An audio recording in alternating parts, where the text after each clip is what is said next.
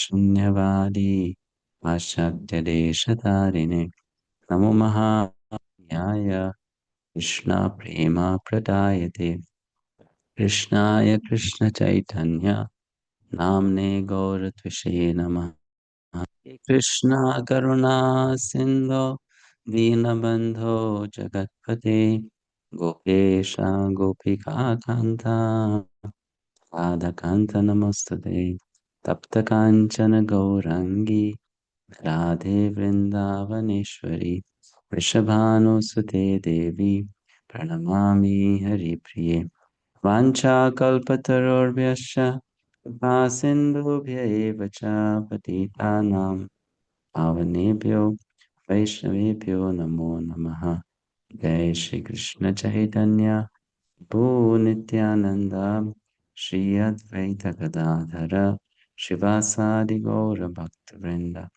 हरे कृष्ण कृष्ण कृष्ण हरे हरे हरे राम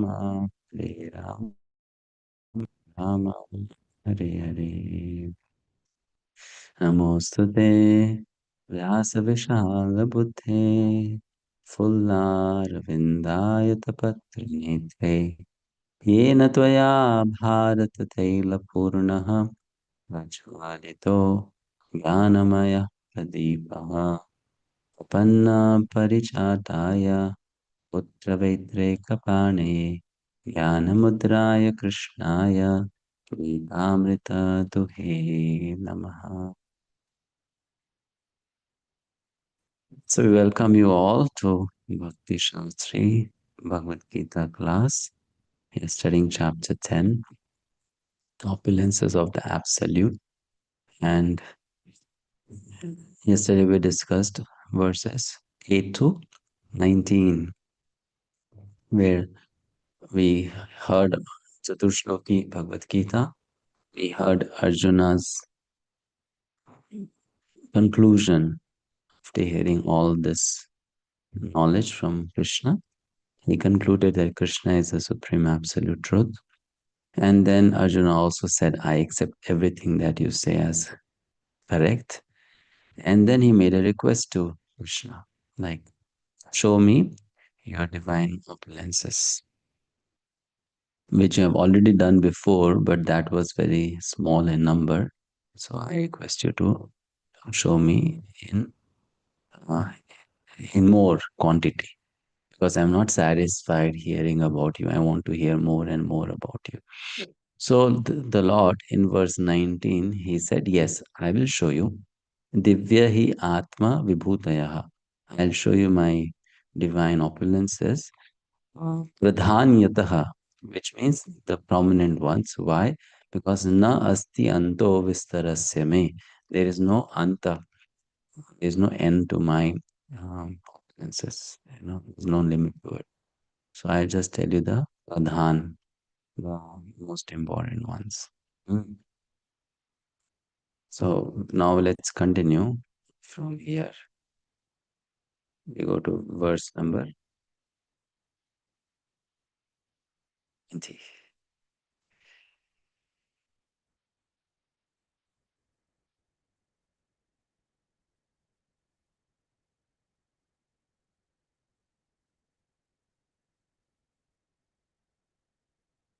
हम आत्मा गुणाकेश सर्वभूताश्रय स्थितः अहं आदिश्च मध्यं च भूतानां अन्त एव च. I am the super soul, O Arjuna, seated in the hearts of all living entities. I am the beginning, the middle, and the end of all beings. So this is the first opulence that Bhagavan Shri Krishna is talking about. Supreme Lord is talking about. That he is the super soul who is present everywhere. Now that is actually an opulence, to be present everywhere in the hearts of all living entities, to be aware of everything that one thinks of, desires, feels. So an ordinary personality cannot do that. Only a great personality with such power can do that. So that is one of the opulence of the Lord, who is taking care of the whole material creation as super soul. Mhm. Right? Purport. In this verse, Arjuna is addressed as Gulakesha, which means one who has conquered the darkness of sleep. For those who are sleeping in the darkness of ignorance, it is not possible to understand how the Supreme Personality of Godhead manifests himself in various ways in the material and spiritual worlds. Thus, this address by Krishna to Arjuna is significant because Arjuna is above such darkness. The personality of Godhead agrees to describe his various opulences. Mhm. Krishna first informs Arjuna that he is the super soul of the entire cosmic manifestation by dint of his primary expansion. Before the material creation, the Supreme Lord, by his plenary expansion, accepts the Purusha incarnation, and from him everything begins. Therefore, is Atma, the soul of the Mahatattva, the universal elements. The total material energy is not the cause of Mahavishnu enters into the Mahatattva, the total material energy. He is the soul. When Mahavishnu enters into the manifested universes, he again manifests himself as a super soul in each and every entity. We have experienced that the personal body of the living entity cannot, uh, sorry, living entity exists due to the presence of the spiritual spark. Without the existence of the spiritual spark, the body cannot develop. Similarly, the material manifestation cannot develop unless the Supreme Soul Krishna enters, as stated in the Subala Upanishad, Prakrityadi sarvabhutantarihami sarvasheshi chanarayana. The Supreme Personality of God, it is existing as the Super Soul in all manifested universes. The three Purusha avatars are described in Srimad Bhagavatam. They are also described in the Narada Pancharatra, one of the Satvata Tantras. Vishnushtu Trini Rupani Purusa Khani Anyato Viduhu. The Supreme Personality of Godhead manifests three features as Karuno Dakshai Shai Vishnu, Prabodhaka Shai Vishnu, and Shirodhaka Shai Vishnu in this material manifestation. The Mahavishnu or Karanodaka Shai Vishnu is described in the Brahma Samhita 5.47. Yaha Karanarnava Jale Bhajati Sma Yoga Nidram. The Supreme Lord Krishna, the cause of all causes, lies down in the cosmic manifestation, cosmic ocean as Mahavishnu. Therefore, the Supreme Personality of God is the beginning of this universe and the maintainer of the universal manifestations and the end of all energy. Okay, so this is the first Vibhuti of the Lord. The three Vishnus, Purusha avatars.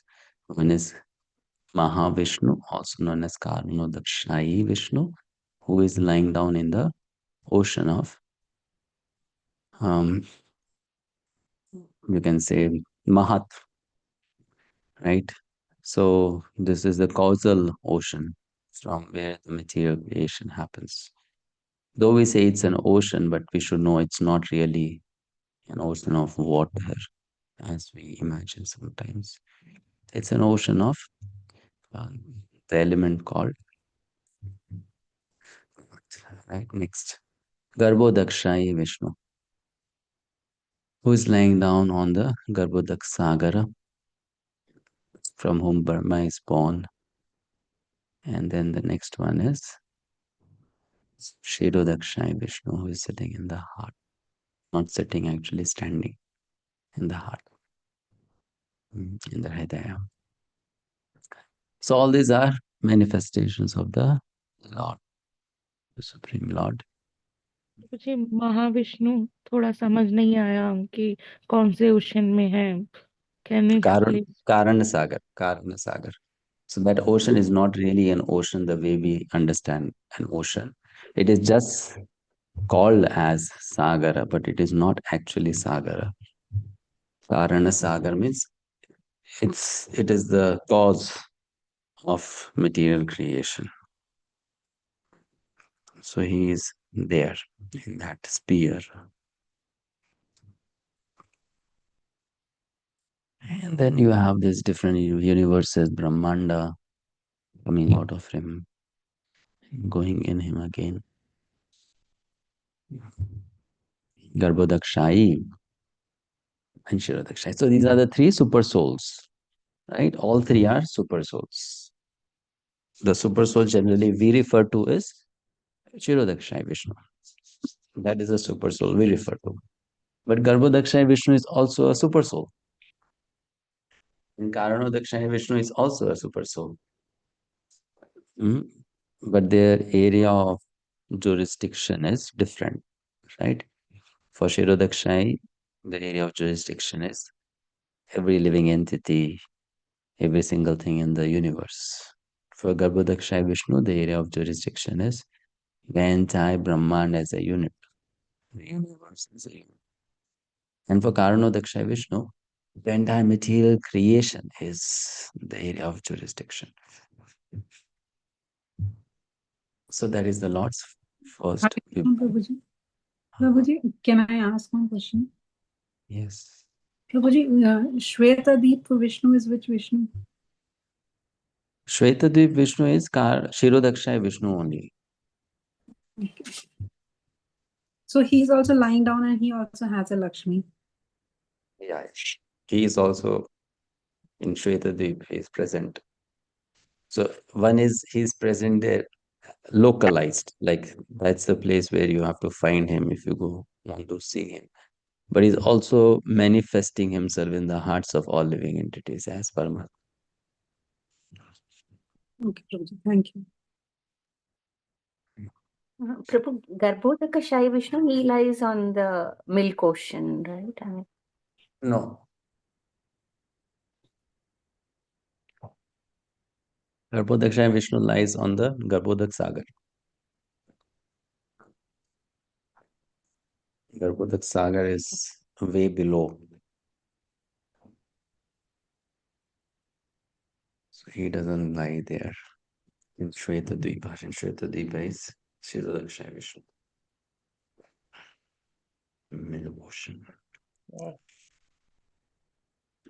Which Vishnu lies on milk ocean? Shirodakshaya Vishnu. so it is same as Shvetadvipa. I mean, the lying on the milk ocean is called Yes. Shvetadvipa. Shvetadvipa is same as milk ocean. That's why it is Shweta. Shweta means white. Okay. White. Okay. Shirasagara. Shirasagara. That's why he's called Shirodakshai. Shira means milk. Milk is called Shira, right? So Shirasagara. And because he lies on that, he's called Shirodakshai. Okay. Okay. Thank you.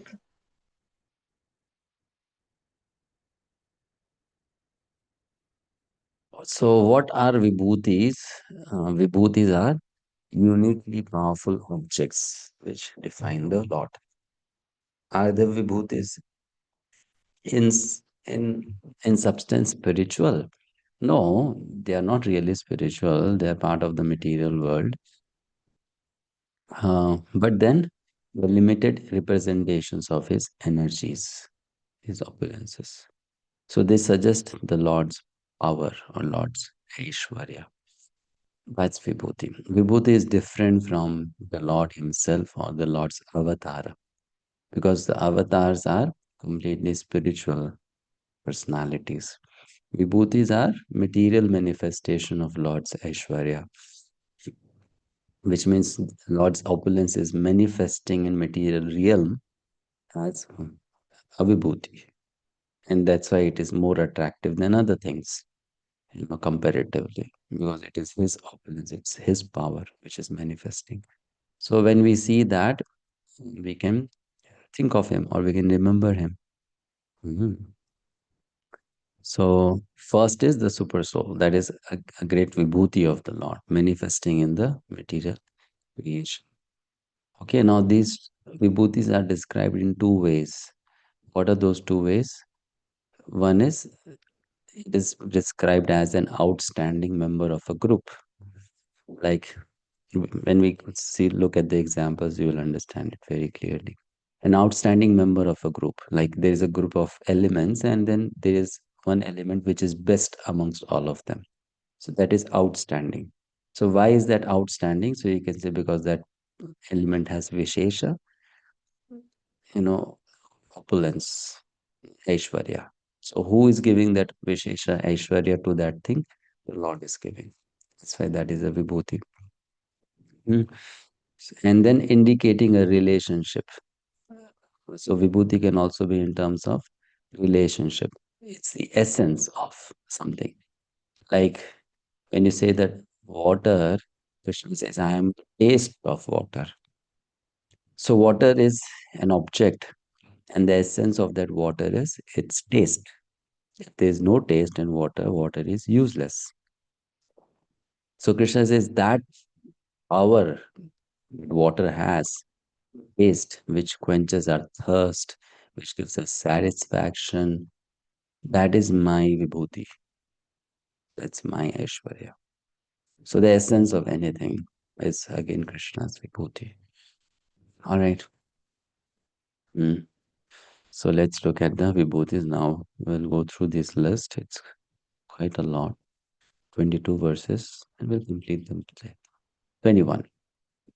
Adityanam aham Vishnur Jyotisham Ravi Angshuman Marichir Marutamasmi Kshatranam aham Shashi. Of the Adityas, I am Vishnu. So now you can understand. Of the Adityas means Adityas is a group. There are 12 Adityas we read yesterday. Of those 12 Adityas, one is the chief. That is Vamana, Indra, the last Aditya, the youngest son of Aditi and Kashyapa Muni, right? So that is Vishnu himself. So he is the chief. Of lights, I am the radiant sun. There are so many objects that emit light, but sun is the most chief. Of the Maruts, I am Marichi. And among the stars, I am the moon. So this is the first type, there's a group, and in that group, there is one which is the best. And Krishna says, I am that. Or that bestness has come to that object because of my Aishwarya. Okay, fine. Purport. Let's read the purport. Arati Mataji. Yes, Prabhu. There are 12 Adityas.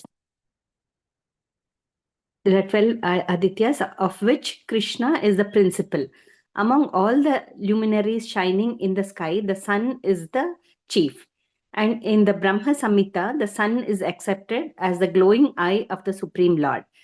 There are 50 varieties of wind blowing in space, and of these winds, the controlling deity, Marichi, represents Krishna.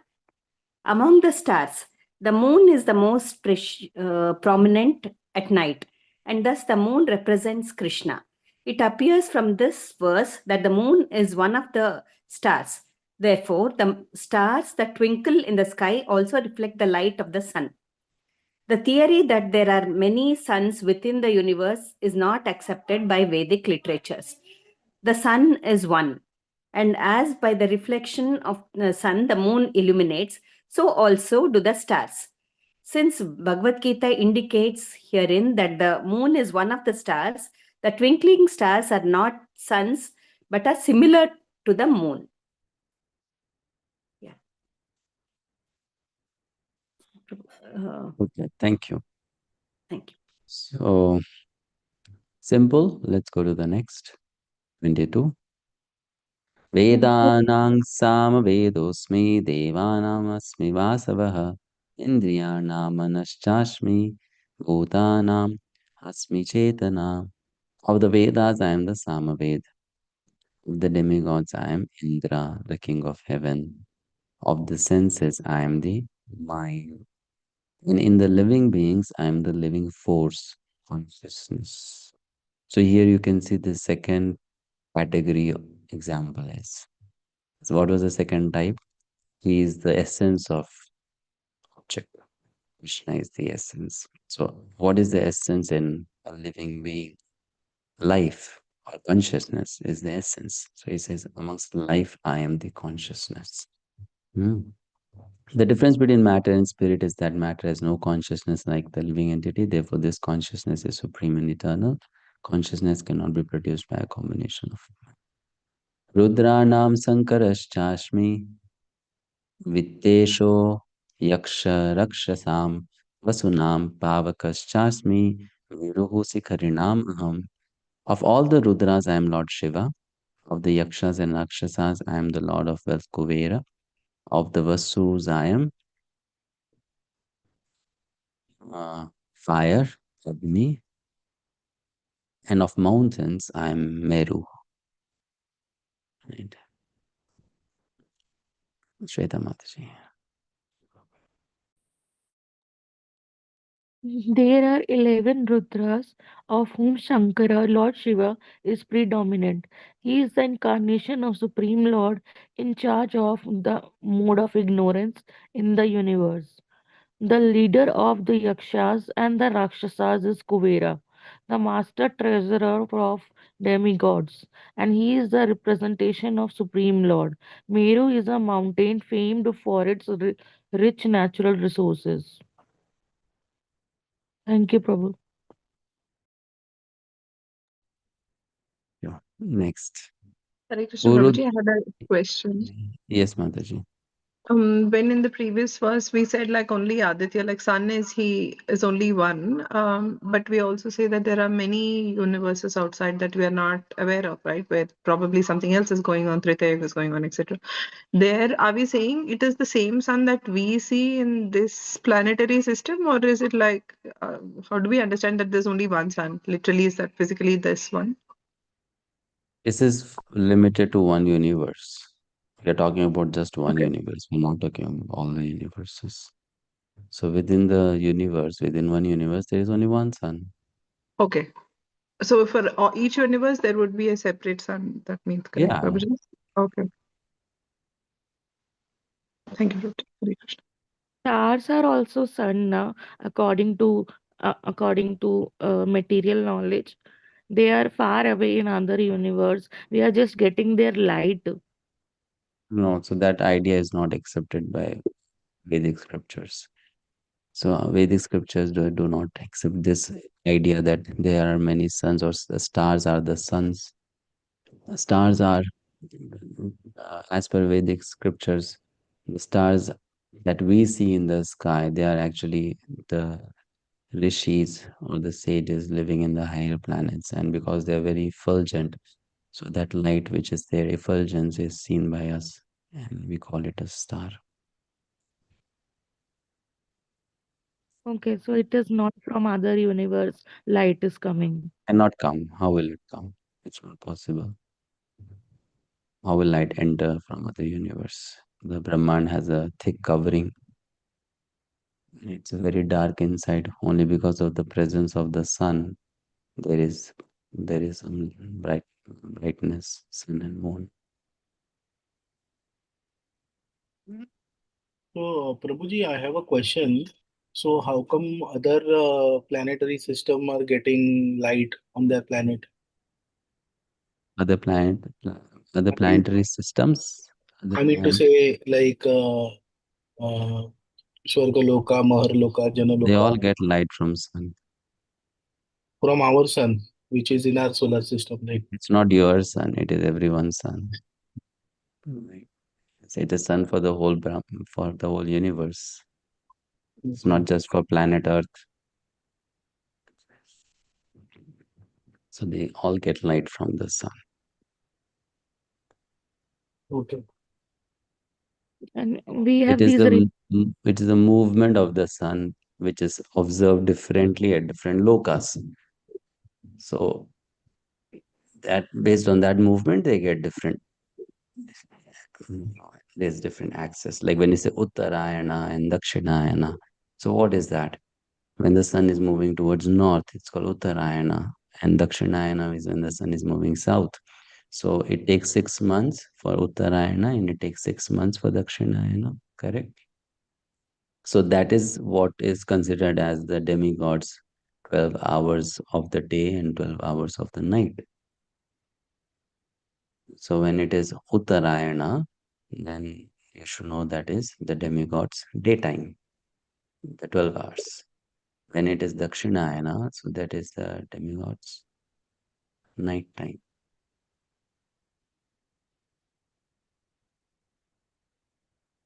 Like that, the sun revolves or the sun moves, and different lokas are accordingly illuminated by it. Then, Prabhuji, what about the other galaxies? As there are multiple galaxies in the universe. What is galaxy? What is galaxy? So we can see other nebulas also in the galaxy. We can see. What is that? Let's say we are talking about galaxy or nebulas. What is that? So there are innumerable planetary systems inside it. Like this is what it is shown in the Yeah, geography. so what is it? Fine. When you say there is galaxy, there is this, there is that. What is it actually? Single What is universe. it? What is it? When they say this is a supernova and this is that, what is it actually? What it is? Prominent. From our perception, it is just some body in the space, correct? And the way we perceive it, it's not really exactly like that. It's how we perceive it. But what it is, we don't know what it is. Unless we go there, we'll not be able to exactly find out what it is, isn't it?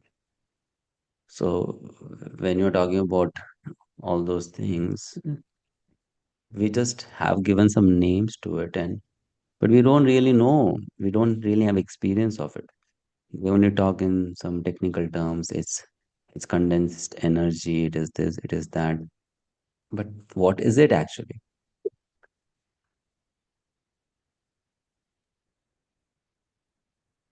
Actually, as per the scientific language, a universe contains multiple galaxies. So Yeah. Mahatma, So what is galaxy? a combination of stars, planets, So everything, it's a all these cluster bodies. of Cluster, yes. right, cluster. So it can be anything. It can be some planets, but within the universe only, right? Yes, All Prabhu. within the universe only. Within the universe, yes. For the entire universe, there is only one sun.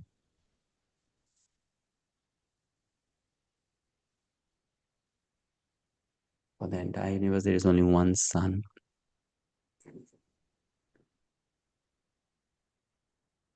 How we perceive things from our end, it's not that exactly those things are like that only, because when you see something from far, you will just see it as a ball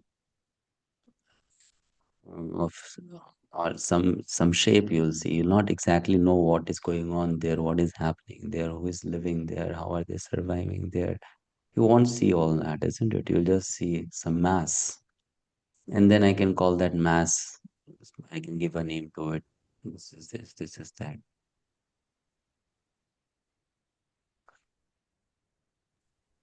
My Prabhuji, just concern was that I was just thinking that since the Earth rotates, it's a revolution, and in the revolution, Earth rotates, Earth doesn't revolve.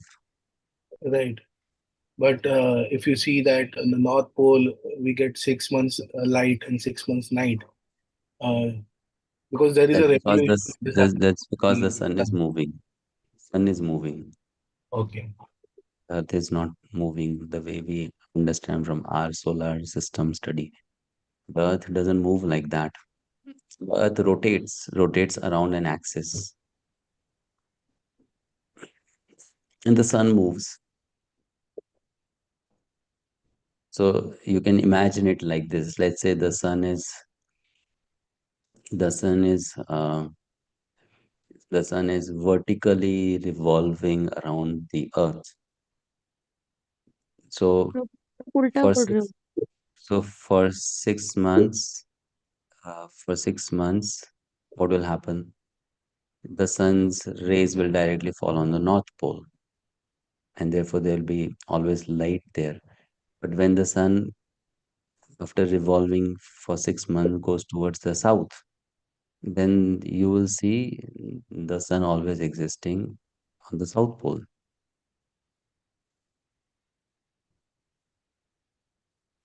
But we have read Earth revolves.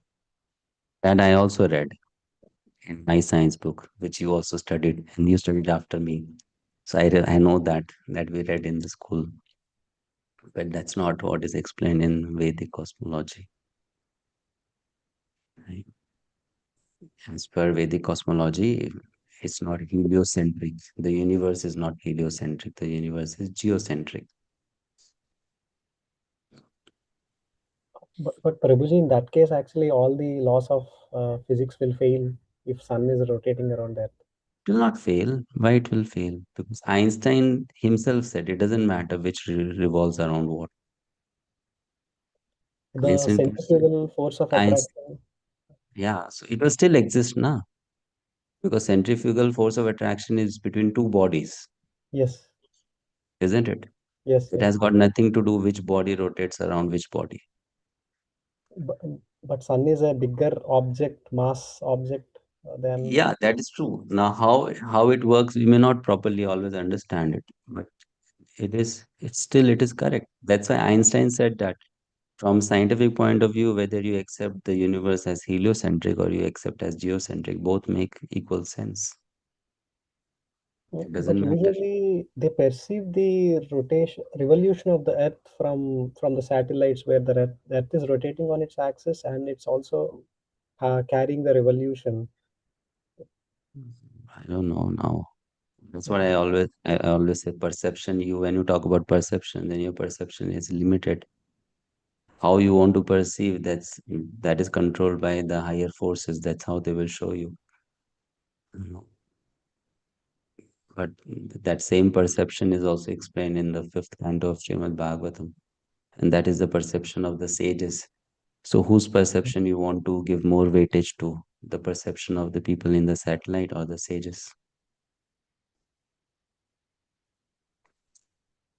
Isn't it? It's all about whom you give authority, because an ant walking on the floor will also have a perception. And the ant perceives completely different the way we perceive, right? Isn't it? For the ant, there is no 3 dimension. For the ant, there is only 2 dimension. That's what even the scientists agree with.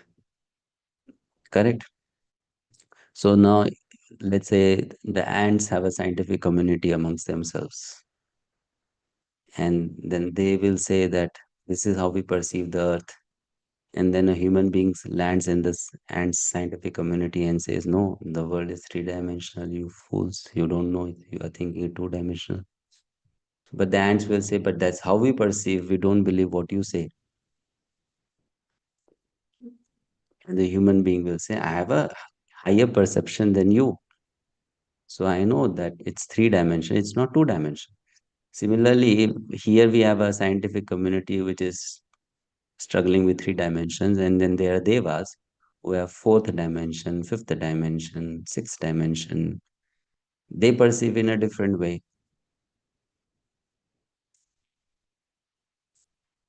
So, which perception we want to, which perception we want to accept? That's up to us,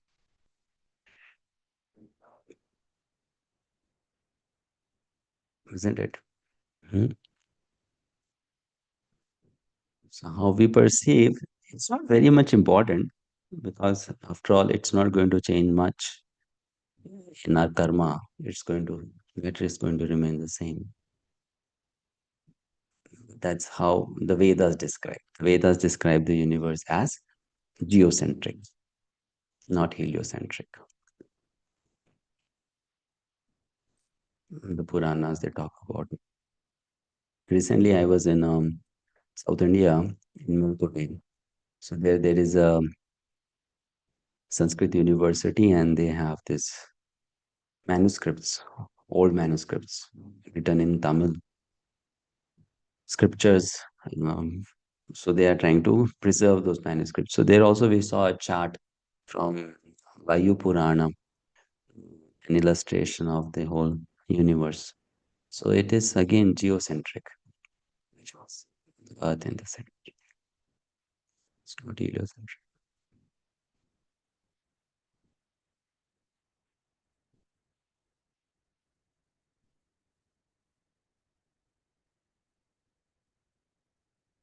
So that is the whole thing.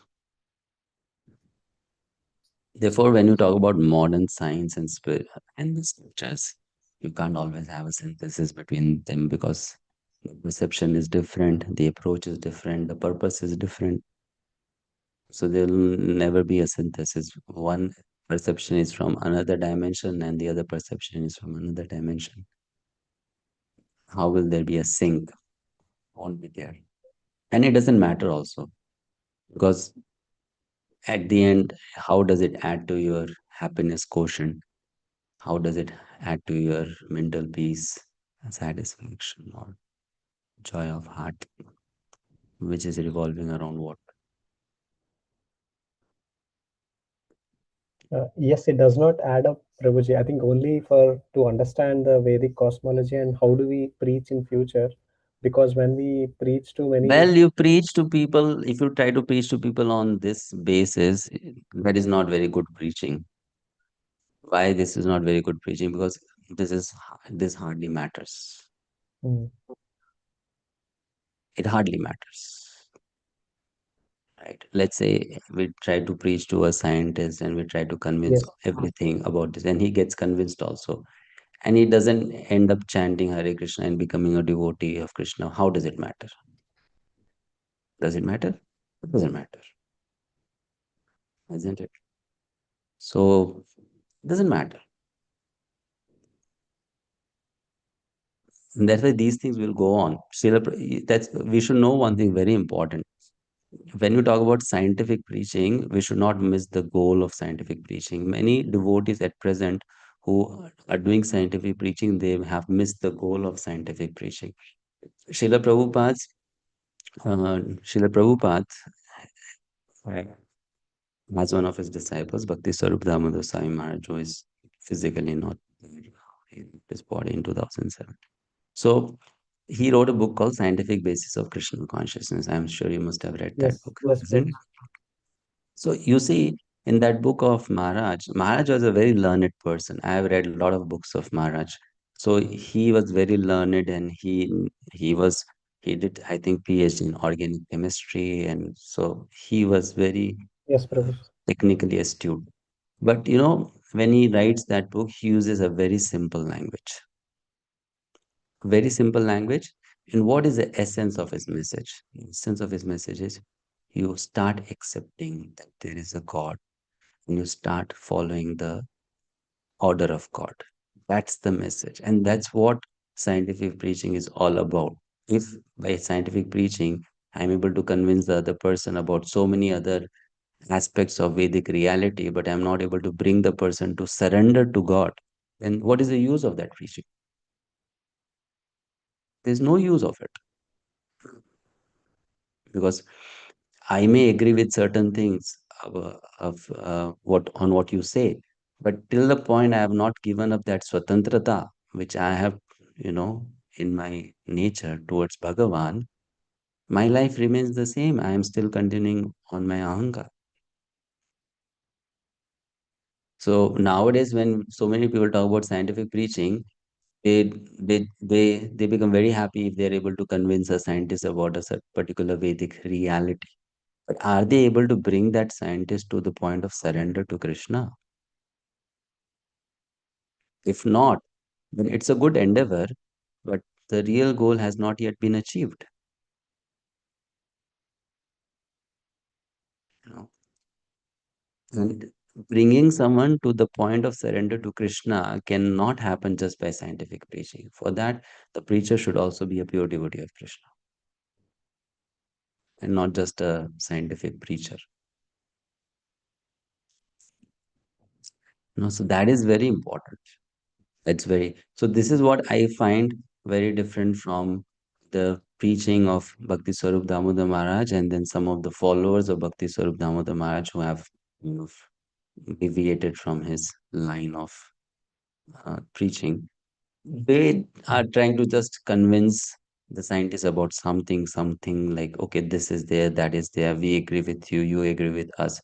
But they are not able to influence them to become a devotee or influence them to become more God conscious.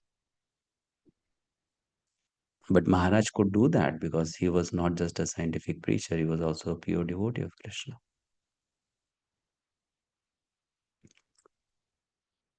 Right? And the whole purpose of even Vedic cosmology given in Srimad Bhagavatam is not to tell us where is the sun and where is the moon. That is not the real purpose. Bhagavatam is not to teach us geography. Right? The whole idea of Vedic cosmology in Bhagavatam is to show us we are so tiny. So why are you so proud? You are nothing in the whole creation. That's the whole idea.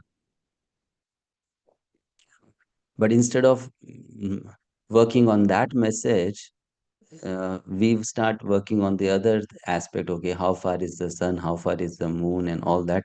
And I'm still having so much of ahankar. So what is the point then? I do not really understand the essence. What is the message being given there? You know, the whole idea of Shukdev Goswami, just think about it. Parikshit is going to die in 7 days. Why Shukdev Goswami will explain the geography of the universe to Shukdev Goswami will explain the geography of the universe to Parikshit? Is it really important for Parikshit to now understand his geography lessons which never understood in his life before he dies? No. So the whole idea of Shukdev Goswami teaching all that to Parikshit is that, you know, whatever you have experienced in life, happiness and distress, anywhere you go in the universe, that's what you'll find. You know, and there is no end to seeking material enjoyment in the universe because there is no end to variety in material universe. If you are running after variety, okay, I did not have this in life, now I want that. So then he's teaching, no, it's all same everywhere you go. That is the whole idea of speaking the cosmology. There's no reason other than this. But then now if you want to see that as geography, the problems.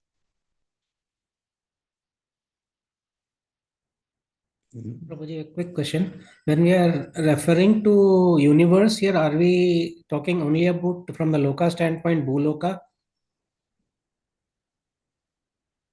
No, you're talking about much more than that. Much more than that.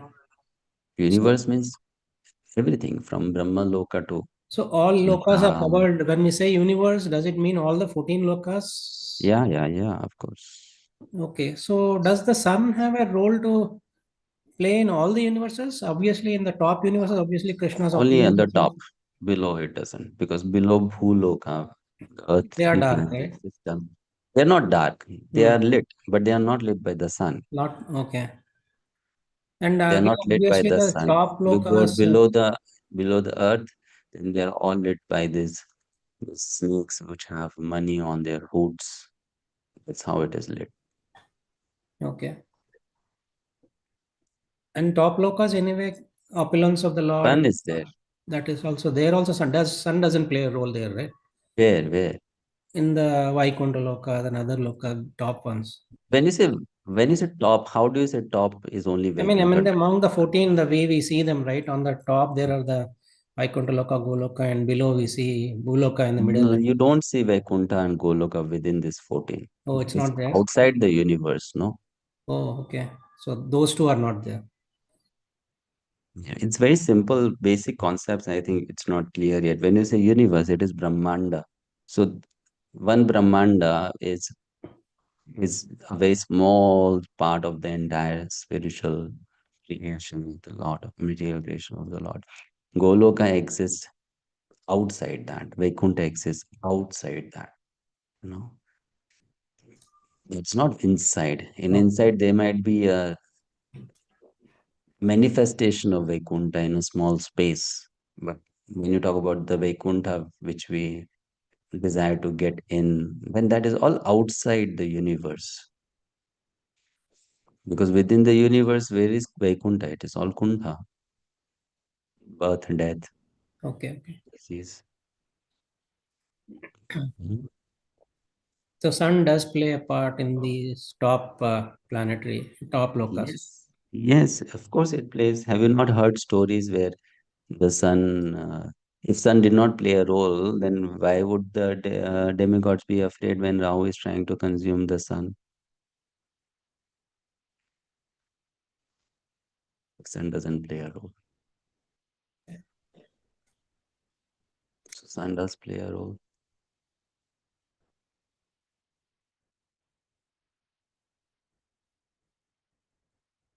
Okay. And with these things, I think you should read some books which are, if you have confusion on these issues, then you should read some books by Suhotra Swami. There is a book called Substance and Shadow. And then you should read some books by Richard L. Thompson, disciple of Srila Prabhupada. So he explains these things about a perception, about dimension, and all that. And then you will come to an understanding that our perception is controlled by the devas. So how we see, that's only how the devas want us to see. But there is also a reality which we don't see, but they see it, and they see it in a different manner than we see. That we'll study in chapter 13 of Bhagavad-Gita also. Kshetra, Kshetragya. So Kshetra means the area of perception. So this area of perception is controlled by Deva. Deva means Paramatma. So based on your karma, you are giving an area of perception. And now you can keep on accepting that as the reality, but that is only reality for you. And there is a reality beyond that which you cannot see. It's not possible for you because you have to then come out of that karmic bandhan to be able to see it. Just like I gave the example of an ant. However, many classes you take for the ant can only see in 2 dimensions. It cannot see in 3 dimensions. You cannot even teach the ant to see in 3 dimensions. Can you? No, it's not possible because the ant's perception is limited to 2 dimensions. So the ant will see the reality in that only. Similarly, we humans, we will see the reality only in 3 dimensions. But there are dimensions more than 3 dimensions also. So will we be able to see that ever? Never. When we are in this body, we cannot. Now, for example, we'll study this Vishnu Darshan chapter next, chapter 11. So when Krishna showed Vishwarup to Arjuna, do you think the Vishwarup was brought by Krishna in the battlefield to show to Arjuna?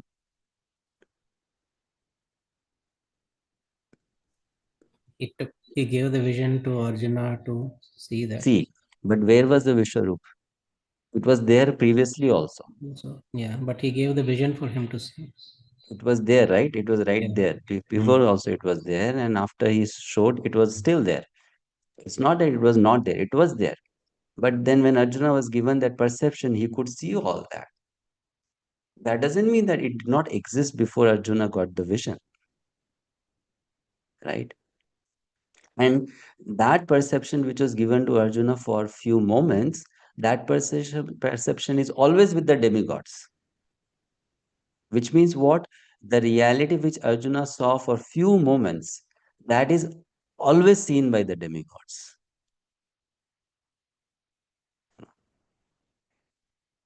So now let's say Arjuna and a demigod is arguing. What I see? Arjuna says, I see the sky. And the demigod says, I see the Vishwarup. So who is correct?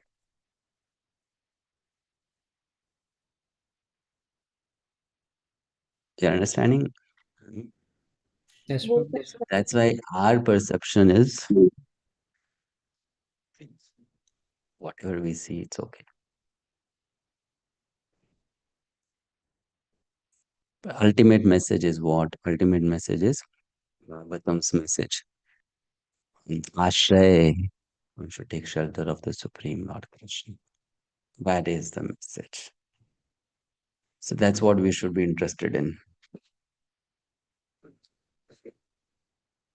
Okay. So let's go to the next verse.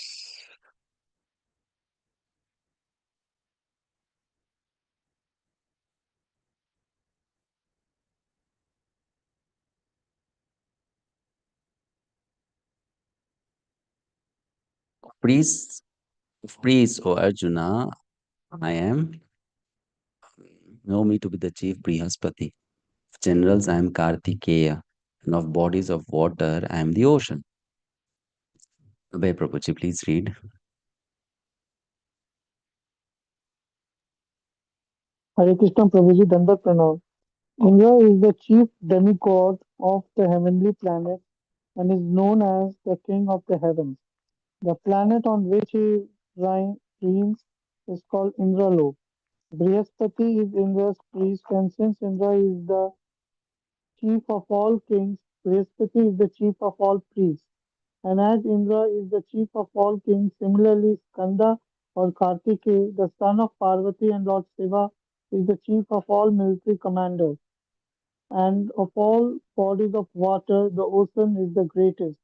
These representations of Krishna only give hints of his greatness. Hare Krishna Prabhuji.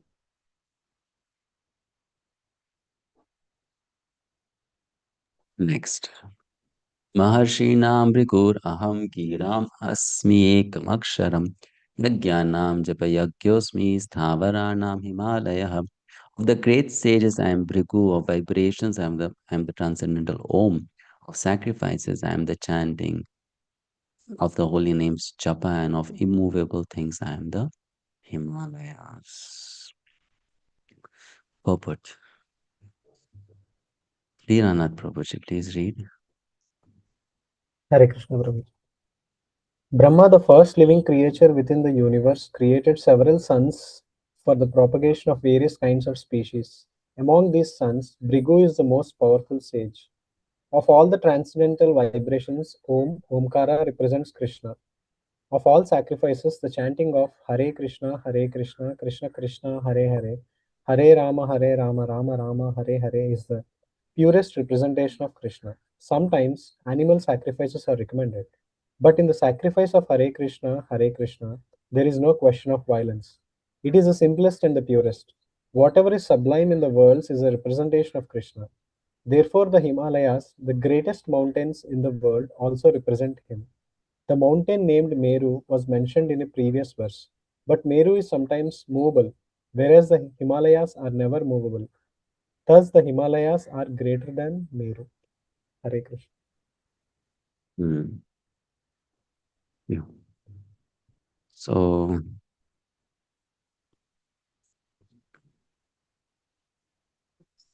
the Himalayas are also Vibhuti of the Lord, good opulence. Now, just a few days ago, I was flying from Andaman to Delhi, and I didn't expect this, but interestingly, for almost like 90 minutes of my flight, I was able to see the Himalayas from the window, and it is so beautiful to see those snow filled peaks and the whole mountain. So the flight was, I think, going parallel to the Himalayas, of course, from far distance, but you could see the entire that mountain range of the Himalayas stretch for thousands of kilometers, and it's all shining in the sun, the snow, and it's so beautiful to see. So um, that is also again a vibhuti of Krishna. It's great. Now, how do you see it as a vibhuti? Only when you get to see, then you will say, okay, wow. You can't imagine from here, right? Only when you see an ocean and the vastness of the ocean, then you can say, oh, it's so big. Similarly, if you see the Himalayas, then you can say, oh, this is so great. This is Krishna's vibhuti, right? So basically, the idea is when you see something great, and then this you express wonder, wow, it's so great. And that wow is coming because of Krishna's Aishwarya. That is Vibhuti. And then you should appreciate that this is Krishna's power, this is Krishna's opulence. So that wow can come in any situation. You are watching a cricket match and someone plays a wonderful stroke, and then you say, wow. So that is again Krishna's Vibhuti, that is expertise that you saw. And that person manifested a part of it. Or you see someone who is very beautiful, and then you say, oh, so beautiful. So this is Krishna's vibhuti. That's the whole idea of the chapter. Did you say wow on everything then?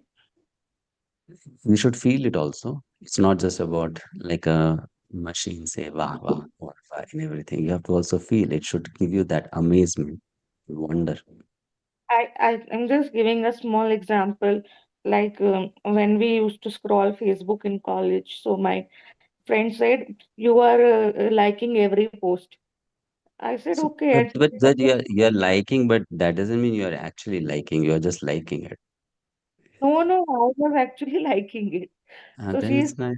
Then you have liking for everything in this world. So it's better for you. Then you can remember Krishna so much. Then you can connect everything to Krishna, isn't it? And this is also related to Krishna. That is also related to Krishna. Everything is related to Krishna. That's the whole idea.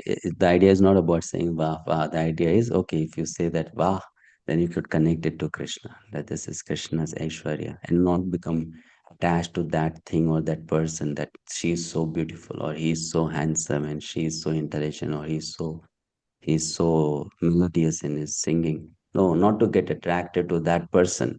You should get attracted to Krishna, that this singing ability is coming from Krishna, this beauty is coming from Krishna, this intelligence is coming from Krishna. That's the whole idea of this chapter. Okay, but then Aishwarya, when it is seen, it gives you a feeling of wonder, amazement. You get amazed. Oh, it's so nice.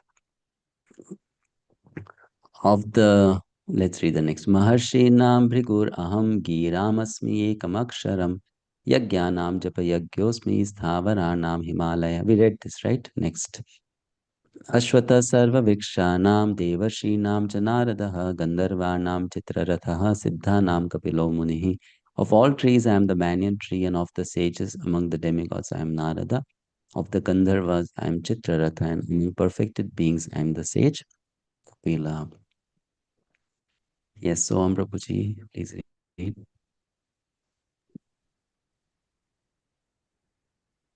The banyan tree, Ashwatha, is one of the highest and most beautiful trees, and people in India often worship it as one of their daily morning rituals. Amongst the demigod, they also worship Narada, who is considered the greatest devotee in the universe. Thus, he is the representation of Krishna as a devotee. The Gandharva planet is filled with entities who sing beautifully, and among them, the best singer is the Chitraratha. Amongst the perfect living entities, Kapila, the son of Devahuti, is a representative of Krishna. He is considered an incarnation of Krishna, and his philosophy is mentioned in the Srimad Bhagavatam.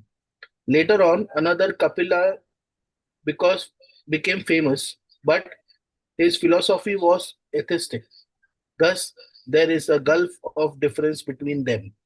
Hare. Next. Uchchai Asvanam Vidhimam Bhavam Iravatam Gajendranam Naranam Chanaradipam. Of horses know me to be Uchchai produced during the churning of the ocean for nectar.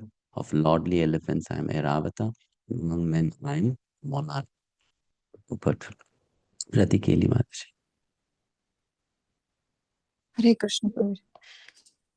The devotee demigods and the demons, asuras, once took part in churning the sea. From this churning, nectar and poison were produced, and Lord Shiva drank the poison. From the nectar were produced many entities, of which there was a horse named Uchchashaiva.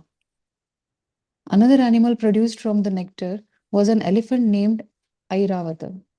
Because these two animals were produced from nectar, they have special significance and they are representatives of Krishna. Amongst the human beings, the king is the representative of Krishna because Krishna is the maintainer of the universe. And the kings, who are appointed on account of their godly qualifications, are maintainers of their kingdoms. Kings like Maharaja Yudhishthir, Maharaja Parikshit, and Lord Rama were all highly righteous kings who always thought of the citizens' welfare. In Vedic literature, the king is considered to be the representative of God.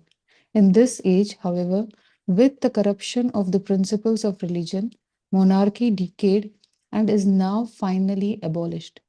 It is to be understood that in the past, however, people were more happy under righteous kings. Thank you, Prabhuji. Krishna. Next. आयुधानाम् अहं वज्रं धेनूनामस्मि कामधुक् यजनश्चास्मि कन्दर्पः सर्पाणाम् अस्मि वासुकिः. Of weapons, I am the thunderbolt. Among cows, I am the surabhi. Of causes for procreation, I am Kandarpa, the god of love. And of serpents, I am Vasuki. Tulasi Mataji. Hare Krishna Prabhu pronouns. The thunderbolt, indeed a mighty weapon, represents Krishna's power. In Krishnalok, in the spiritual sky, there are cows which can be milked at any time, and they give as much milk as one likes. Of course, such cows do not exist in the material world, but there is mention of them in Krishnaloka. The Lord keeps many such cows, which are called Surabi. It is stated that the Lord is engaged in herding the Surabi cows. Kandarpa is the sex desire for representing good sons. Therefore, Kandarpa is the representative of Krishna. Sometimes sex is engaged in only for sense gratification. Such sex does not represent Krishna, but sex for generation of good children is called Kandarpa and represents Krishna. Hare Krishna. Thank you, Prabhu. Yes. So, Krishna is telling here that of weapons is thunderbolt because thunderbolt is most powerful weapon. And then amongst cows is Surabhi. So why? Because Surabhi can give milk at any time. And of causes for procreation is the god of love.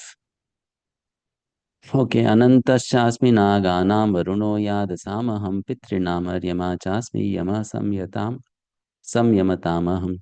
Of the many hooded Nagas, I am Ananta. And among the aquatics, I am the demigod Varuna. Of departed ancestors, I am Aryama. And among the dispensers of law, I am Yama, Lord of Priyanka. Hare Krishna. Among the many hooded Naga serpents, Ananta is the greatest, as is the demigod Varuna among the aquatics. They both represent Krishna. There is also a planet of Pitras, ancestors, presided over by Aryama, who represents Krishna. There are many living entities who give punishments to the miscreants, and among them, Yama is the chief. Yama is situated in a planet near this earthly planet. After death, those who are very sinful are taken there, and Yama arranges different kinds of punishments for them. Hare Krishna. Okay, thank you. Krishna Prabhuji, quick question. What is the difference between Vasuki and Ananta? Like, is it singlehood versus multihood? Yeah, that's the difference explained. Okay. So Vasuki is singlehood and Ananta is many hoods. Vasuki, Lord Shiva wears, no? Yes. Next. प्रह्लादश्चास्मि दैत्यानां कालः कलयतामहं मृगाणां च मृगेन्द्रोऽहं वैनतेयश्च पक्षिणाम्. Among the Daitya demons, I am the devoted Prahlada. Among subduers, I am lion. Among beasts, I am the lion. Among birds, I am Garuda. Yes, so Shweta Mataji, please read. Okay. Hare Krishna. Diti and Aditi are two sisters. The sons of Aditi are called Adityas, and the sons of Diti are called Daityas. All the Adityas are devotees of the Lord, and all the Daityas are atheistic. Although Prahlad was born in the family of Daityas, he was great devotee from his childhood. Because his devotional service and godly nature, he is considered to be a representative of Krishna. There are many subduing principles, but time wears down all things in the material universe and so represents Krishna. Of many animals, the lion is the most powerful and ferocious, and of the million varieties of birds, Garuda, The bearer of Lord Vishnu is the greatest. Okay. So, next verse. Pavanaha pavatamasmi Ramaha Shastrabhritamaham Jashanamakarashchasmi Shrotasam Asmi Janavi. Of purifiers, I am the wind. Of the wielders of weapons, I am Rama. Of fishes, I am the shark. And of flowing rivers, I am the Ganges. Of all the aquatics, the shark is one of the biggest and is certainly the most dangerous to man. Thus, the shark represents Krishna. Next. Sarganam adirantascha madhyam chaivaham arjuna adhyatma vidya vidyanam vadah pravadatam aham. Of all creations, I am the beginning and the end and also the middle, O Arjuna. Of all sciences, I am the spiritual science of the self. And among logicians, I am the conclusive truth. Purport. Varnayani Mats.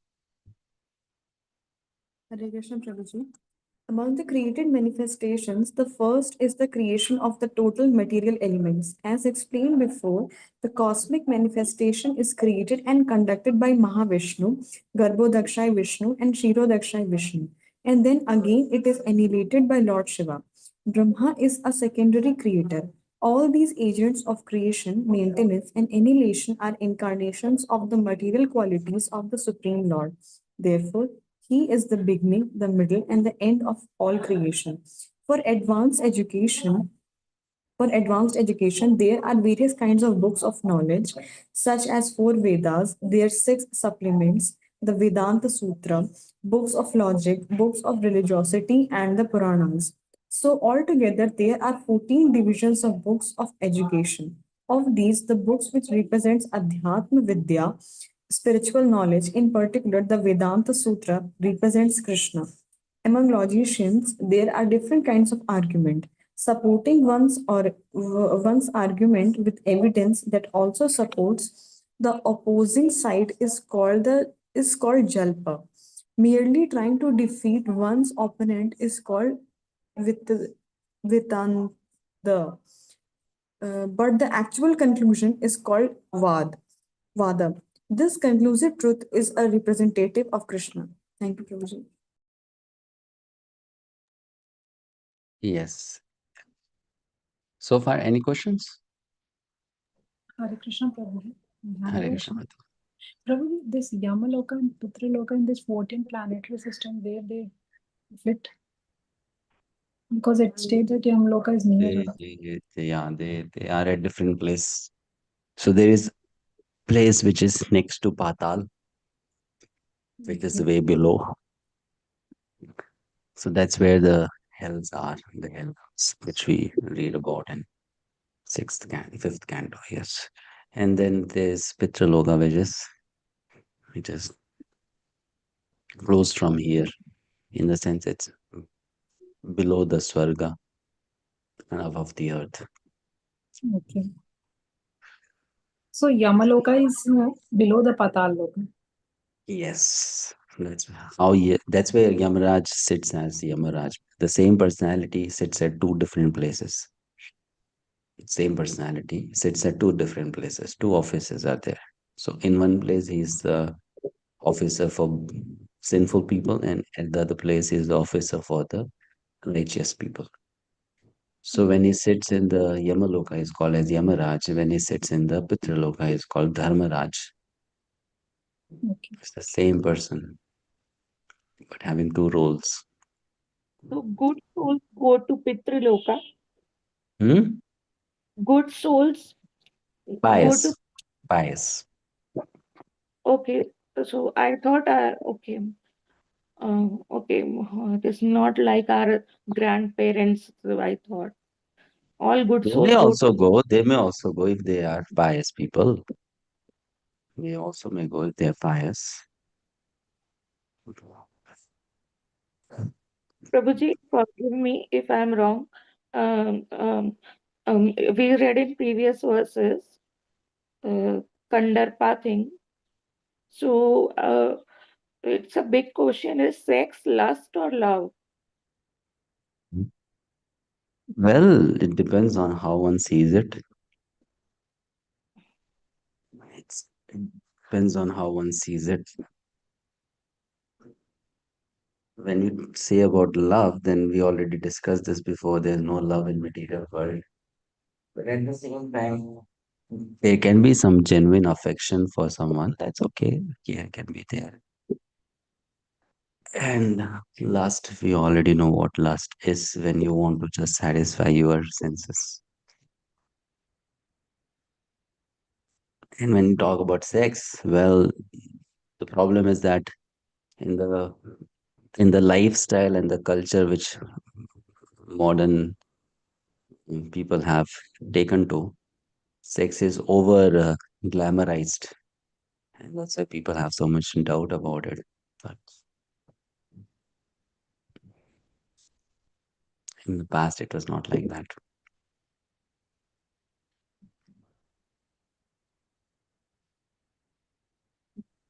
Okay. Hare Krishna, Prabhu. Hmm. One question I have in verse 25. Transcendental, of all the transcendental vibrations, Om Kara represents Krishna. And Hare Krishna mantra is also a vibration, right, Prabhu? It says, Yeah. Yes. All the names of Krishna are transcendental and they all have Om, Omkar within them.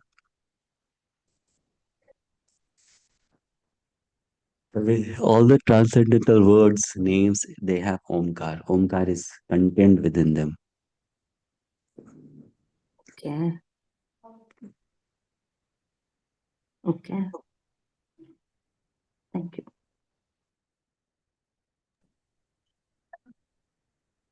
Hare Krishna, I have one more Yes, question. Mataji. Prabhuji, maybe if you can give an example of Jalpa, which says that supporting one's argument with evidence that also supports the opposing argument. So, okay, good question. So it's like, for example, let's say Srila Bhakti-Siddhanta Saraswati Thakur, he went for a meeting, we know, a sabha. Bhakti Vinod was invited for that. There was an argument between the Brahmanas and Vaishnavas who are superior. Correct? So Bhaktivinoda Thakur was invited as the arbiter, the judge, and then Bhaktivinod's health was not good, so he sent his son Bhaktisiddhanta. So Bhaktisiddhanta went there and he first of all glorified the Brahmanas. So the Brahmanas were all very happy. And then he glorified the Vaishnavas. And the Vaishnavas very happy. And then both he did from statements of scriptures, not that he was whimsically telling. He was using Shastra to glorify the Brahmanas and he was using Shastra to glorify the Vaishnavas. And then later on, he proved how someone is a Vaishnava, he is or she is naturally a Brahmana. But if someone is a Brahmana, he may or may not be a Vaishnava. Right? And in that way, he established the supremacy of Vaishnavas. But while establishing the supremacy of Vaishnavas, he did not hurt the ego of the Brahmanas. So they were satisfied, right? So that's called jalpa. So jalpa is different from argument. In argument, you are trying to actually crush the other person's ego. Like, you are wrong, I am right. You don't know, you all that, So you are trying to defeat the other person. So that is different. Jalpa is where you are trying to synthesize. Not just synthesize, okay, you be happy, I be happy. You are synthesizing based on Shastra to come to a conclusive truth. That this is the truth. So that is Jalpa.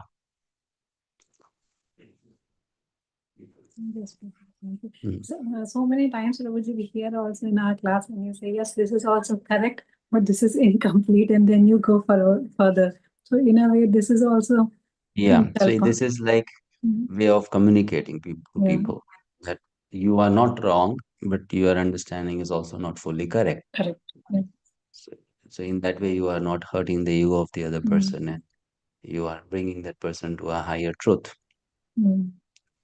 But if you say that, okay, you are totally wrong, you are a fool, you are ignorant, all that, then that person's ego gets hurt, and then that person starts defending himself, then or start attacking. Then the conversation, instead of being knowledge oriented and conclusion oriented, it becomes more ego oriented then.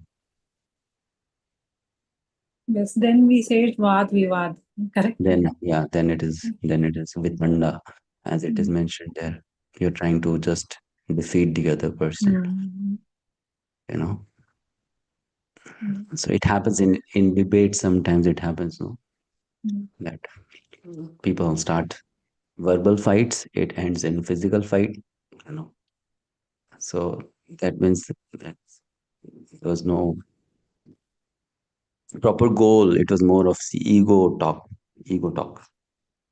So, Prabhuji, just one more question for the more clarity. So here when it says that, but the actual conclusion is called Vada. So the example what you have given about Bhaktisiddhanta Saraswati presenting both the aspect. So did he also explicitly also stated, okay, the conclusion? So he was not in that Vada category at that time? He was in Vada, but he started with Jalpa and then he Okay. ended with Vada. Okay. You know, he started with Jalpa, which means, okay, you are also fine, correct. We are also correct. And then he ended it in Vada. This is the truth. Okay.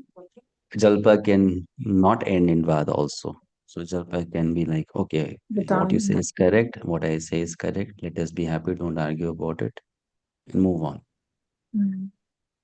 Neutral ground and we just disperse. Yeah. So you don't have any clash. And Vitanda is fight. Okay. Fine, Prabhu. Thank you so much. Prabhu, generally, Vad is means argument, no? Or it has See, multiple meaning. when we say a word, how that word is defined, that will differ from person to person, na? So Vad is okay, one word, but then here Lord Krishna is giving a particular definition to it.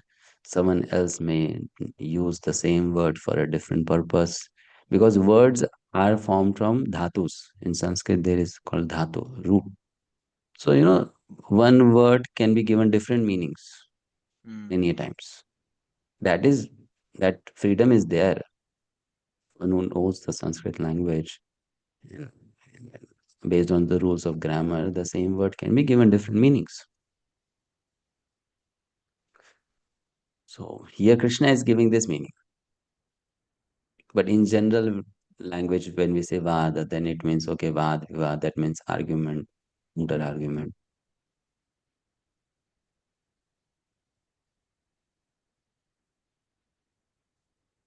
Right, from that Vada only this word Bath has come. Vada got transferred into Bath. So in Hindi, we say, na, kya baat kar rahe the? So that Bath has come from Vada.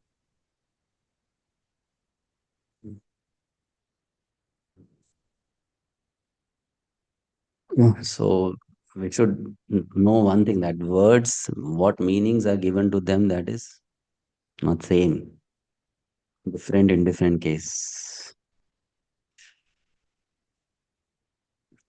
right? Isn't it? Yeah.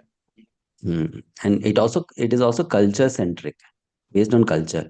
In some cultures, some words may have a very strong meaning to it. In some cultures, that word might be taken in a very light manner. Yeah. Isn't it? Correct? So culture to culture also it varies.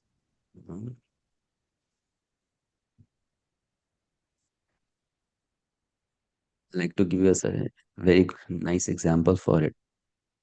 In iskcon culture, when you say Prabhuji and Mataji, so it has become more of a cultural term than the actual respect which should be attached to that term. Isn't it?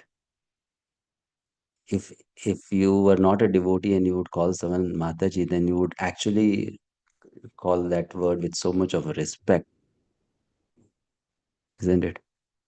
So that respect factor is not there much in iskcon now, because it has become a general term.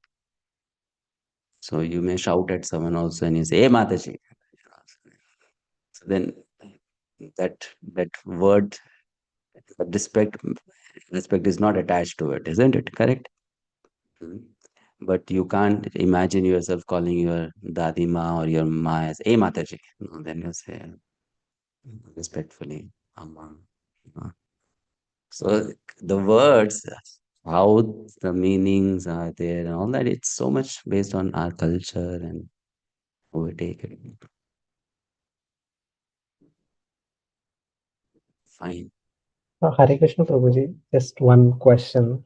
So usually in iskcon or in general, like when there are a difference of opinions or conflicts between two devotees, so if they are in the Jalpa, there should be a third person in the place of Vada who is appreciating them on both the sides, right? Because usually when there are only two parties, there is always a third party to help them come to an understanding. So because It if it is depends on how much intelligence they have.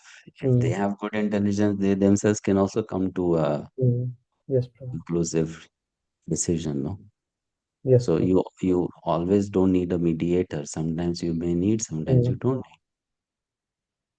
So sometimes you may need a mediator who is trying to bring them to a common understanding. Sometimes they can be intelligent enough to decide that. Because like when there's a fight between husband and wife, sometimes they need a third person to sort it out. Or sometimes they sort it out amongst themselves. Yes, They Prabhu. don't always need a third person, isn't it? So it depends. What to speak of this happening outside us? These conflicting thoughts are inside us also. So your mind will say one thing, and then your mind will say exactly a conflicting thing. And then you have to use your intelligence to come to a conclusive truth. So that happens inside a person also. We also have these dialogues going on in our mind, no? Opposite dialogues, contradicting, conflicting dialogues, isn't it? So that also has to be all right. Just one question about Vibhuti, Prabhu. Like, I mean, you said two ways of describing. One is outstanding member of a group, and the other one is indicating a relationship. But what about, I mean, renunciation? That is also one of the opulences of the Lord, right? I mean, the sense. Yeah, so if How- you see renunciation in someone, then you'll say, okay, this person also has the vibhuti of Krishna. No, I didn't understand which category it comes. I mean, it's not an outstanding member of a group, nor is it a relation indicating a relationship or a sense of something. Why it's not an outstanding member? When you see someone has is renunciation, then you are comparing that to someone who doesn't have renunciation, no? Then only you are valuing renunciation, no? Okay. Okay. When I say this person is beautiful, so how am I saying this person is beautiful? I'm comparing this person to others who are not so beautiful. So amongst that group, he or she is beautiful. That's how that person becomes more attractive to me. Similarly, when we say renunciation, so renunciation means how? You compare in a group and then you say this person is so renounced. Okay. Right? Okay. Like I'll give you an example. In iskcon, we have some devotees, some sadhus who are very renounced. So we appreciate them. They are so renounced. This is their greatness. But then let's say if you go out of iskcon, you might find a sadhu who is more renounced than this sadhu also. Right? So it's all based on comparison, na? Okay. It is a group and a chief amongst that group. प्रभु जी compare क्यों करना Thank है you. Why your questions go so tangent? Point was not that you have to compare. I'm explaining the question she asked. how we should see it's a group or it's a essence of a quality. So I gave that example to explain that only in comparison you'll find that thing more beautiful or more renowned. And that's how you see that it's the best in a group. That was the point. Prabhuji, Hare Krishna, can I ask one question? Yes, Mataji. Prabhuji, also among the 6 opulences of Krishna, it is said that his opulence of renunciation is the greatest. So comparing, Yeah, it is said that like that, but it's not really that we have to only consider that as reality. It is, you see how someone says about something that's not, you should not think that as the most correct thing from. It's only perspective. In scriptures, when something is over glorified and compared to something else, we should know it's just for emphasis. Otherwise, for Krishna, he is absolute, which means everything about him is equally great. His beauty, his strength, his renunciation, everything is same. It's only for emphasis that you may say this thing is a greater quality of Krishna than the other quality. To emphasize.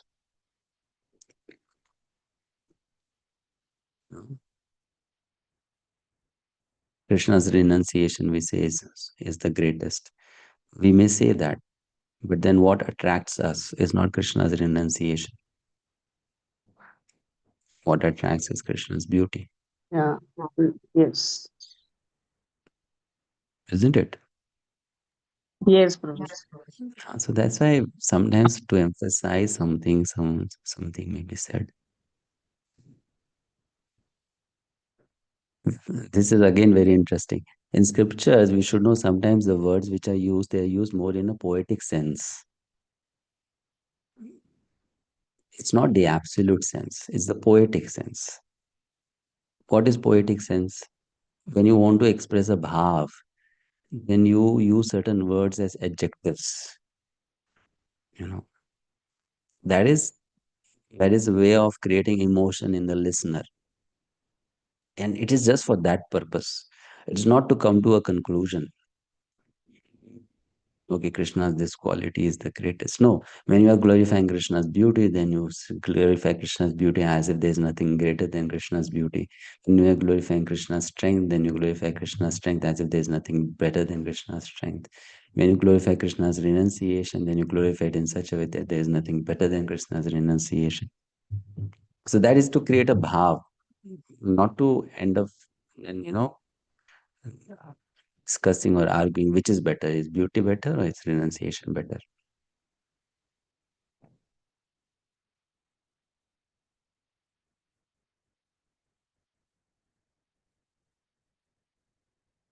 Right? Okay. Thank you, Prabhuji. Next verse. Aksharanam. We read this? No, we did not read that. Aksharanam akarosmi dvandvah samasikasya cha ham evakshaya kalo dhata ham vishwatomkha. Of letters, I am the letter A, and among compound words, I am the dual compound. I am also inexhaustible time, and of creators, I am Brahma. Let's quickly read purport. Varshana Leela Mataji, please read. Hare Krishna. Akar, the first letter of the Sanskrit alphabet, is the beginning of the Vedic literature. Without Akar, nothing can be sounded. Therefore, it is the beginning of the sound. In the Sanskrit, there are also many compound words, of which the dual word like Rama, Krishna is called Dvanda. In this compound, the words Rama, Krishna have the same form, and therefore the compound is called dual. Among all the kinds of killer, the time is the ultimate because time kills everything. Time is a representative of Krishna because in the due course of time there will be a great fire and everything will be annihilated. Among the living entities who are creators, Brahma, who has 4 heads, is the chief. Therefore, he is a representative of the Supreme Lord Krishna. Thank you.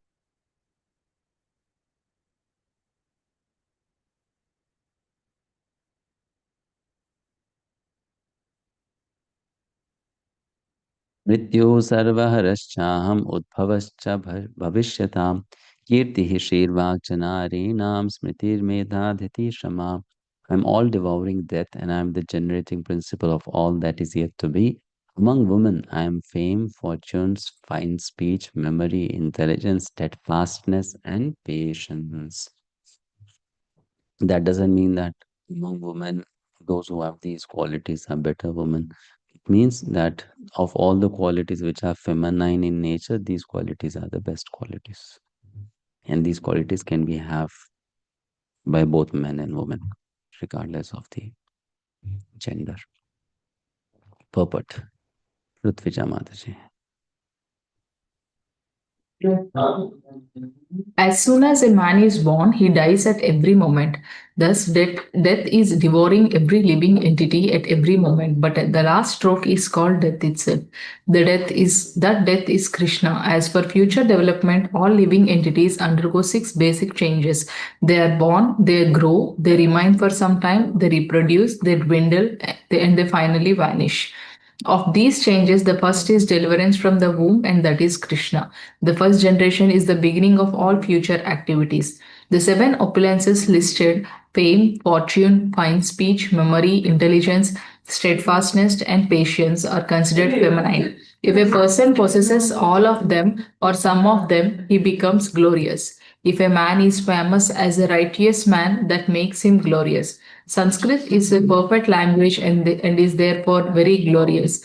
If after studying one can remember a subject matter, he is gifted with a good memory or smriti, and the ability not only to read many books on different subject matters but to understand them and apply them when necessary is intelligence, medha. Another opulence. The ability to overcome unsteadiness is called firmness or steadfastness, dhriti. And when one is fully qualified yet is humble and gentle, and when one is able to keep his balance both in sorrow and in the ecstasy of joy, he has the opulence called patience. Kshama. Thank you. Even if someone has these qualities, then we can say that this person has Vibhuti of Krishna. Or it is Krishna's Vibhuti. To some extent, that person is manifesting. Right? Mm-hmm.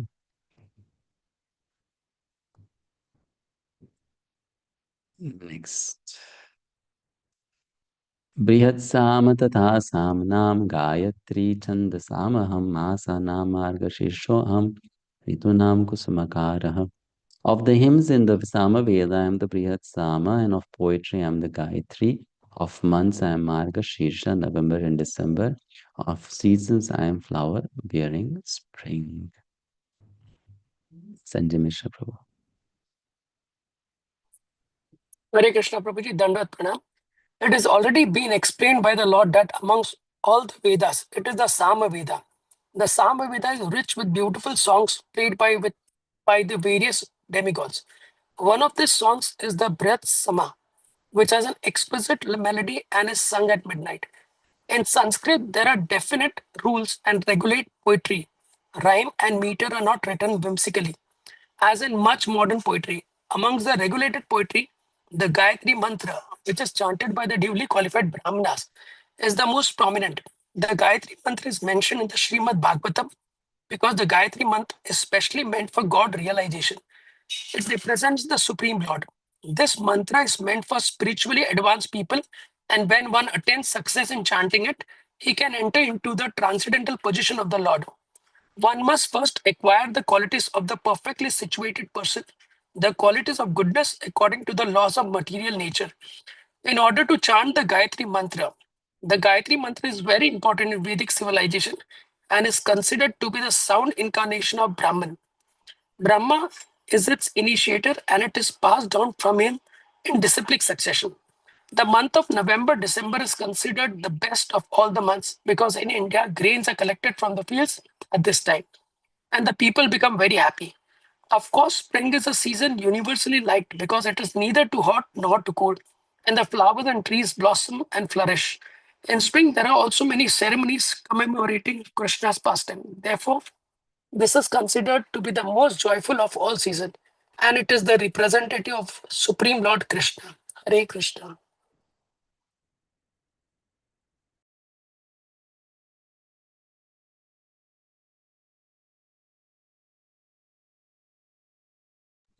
Next, Dyutam Chaletam Asmi Tejas Tejas Vinamaham Jayosmi Vyavasayosmi Sattvam Sattvatamaham. I'm also the gambling of cheats and of the splendid. I'm the splendor, I'm victory, I'm adventure, and I'm the strength of the strong. So here now Krishna is giving very general understanding that I am victory, I am adventure. Basically, these emotions, this excitement that person feels in victory, in adventure, Krishna says, I am that. It's coming from me. I am the strength of the strong. So the whole idea is to see Krishna everywhere, in everything. Sarveshwar Jagannath. Hare Krishna. Pranam. There are many kinds of cheaters all over the universe. Of all cheating processes, gambling stands the supreme and therefore represents Krishna. As the supreme, Krishna can be more disciple than any mere man. If Krishna chooses to deceive a person, no one can surpass him in his defeat. This greatness is not simple one sided, it is all sided. Among the victorious, he is the victory. He is the splendor of the splendid. Among the enterprising and industrious, he is the most enterprising and most industrious. Among the adventurous, he is the most adventurous, and among the strong, he is the strongest. When Krishna was present on the earth, no one could surpass him in strength. Even in his childhood, he lifted Govardhan Hill. No one can surpass him in cheating. No one can surpass him in splendor. No one can surpass him in victory. No one can surpass him in enterprise. And no one can surpass him in strength. Hare Krishna. Next. We'll quickly read and complete. Vrishninam Vasudevosmi Pandavanam Dhananjaya Muninamapyaham Vyasaha Kavinam Oshana Kavihi. Of the descendants of Vrishni, I am Vasudev. Of the Pandavas, I am Arjuna. Of the sages, I am Vyasa. And among great thinkers, I am Oshana. Ramanagari. Hare Krishna, Prabhuji. Purport. Krishna is the original personality of Godhead, and Baladev is Krishna's immediate expansion.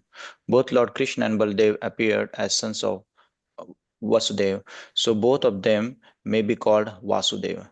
From another point of view, because Krishna never leaves Vrindavan, all the forms of Krishna that appear elsewhere are his expansions.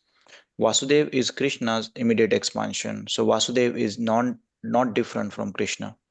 It is to be understood that the Vasudev referred to in this verse of Bhagavad-Gita is Baladev or Balaram because he is the original source of all incarnations and thus he is the sole source of Vasudev.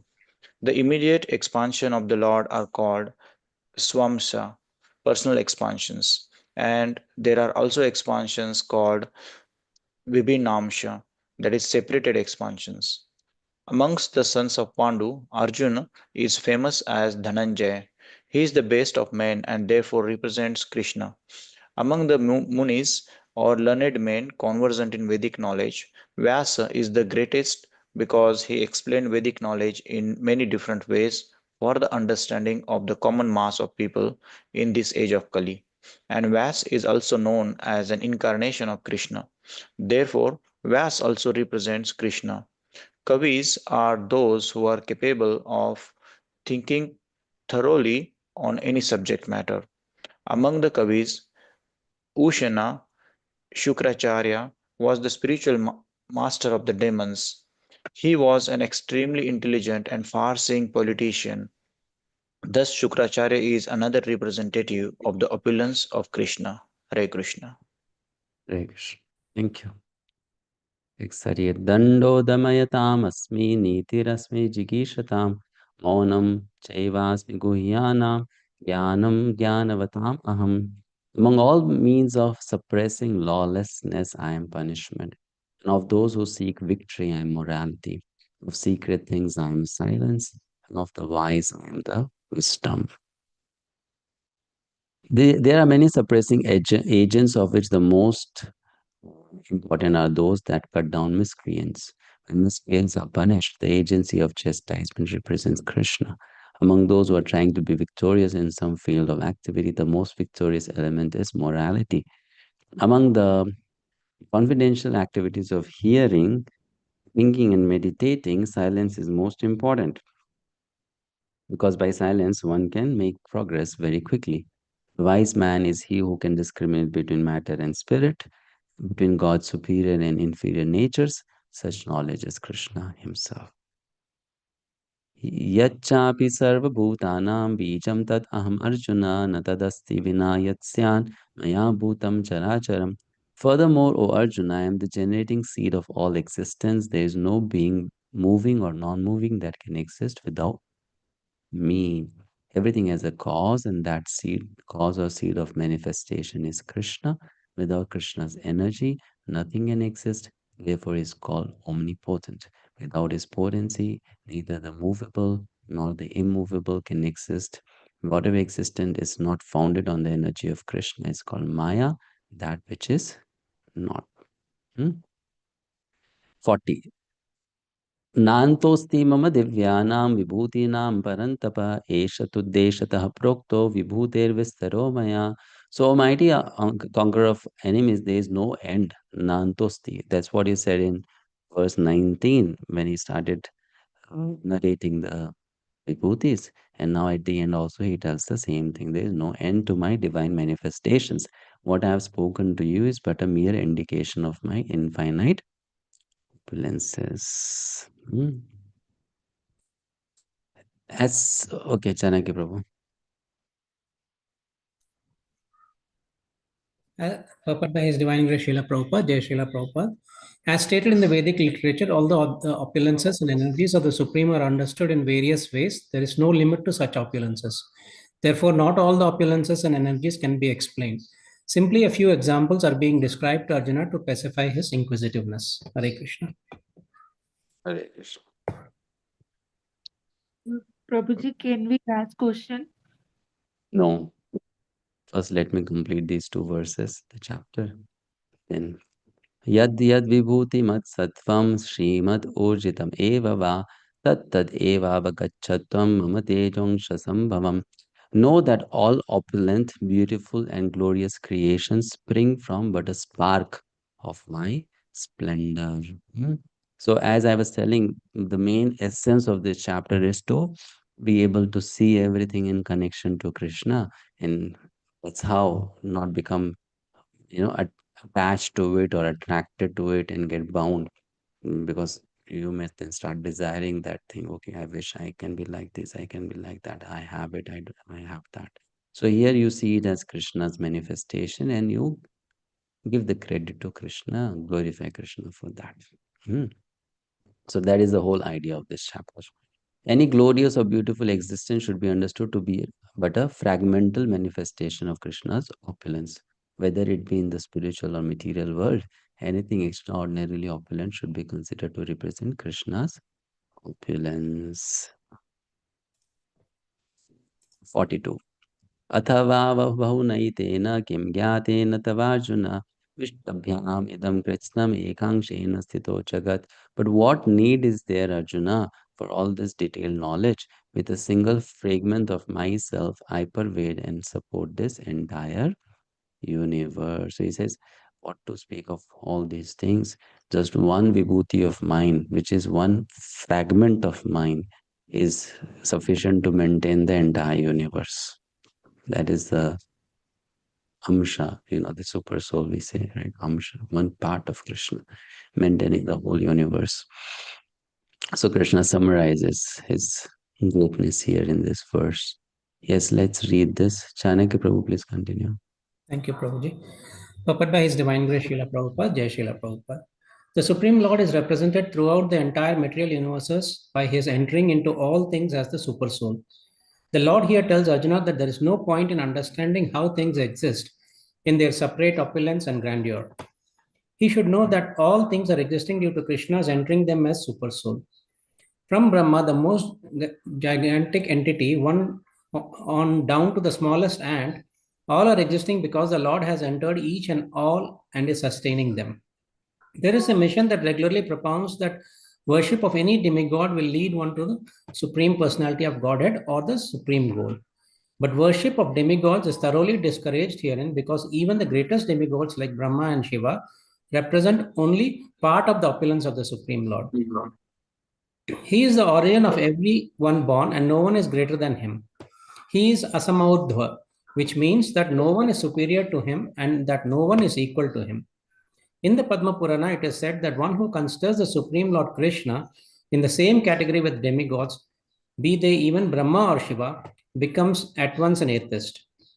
If, however, one thoroughly studies the different descriptions of the opulences and expansions of Krishna's energy, then one can understand without any doubt the position of Lord Krishna and can fix his mind in the worship of Krishna without deviation.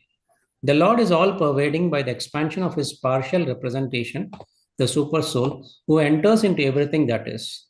Pure devotees, therefore, concentrate their minds in Krishna consciousness in full devotional service. Therefore, they are always situated in the transcendental position.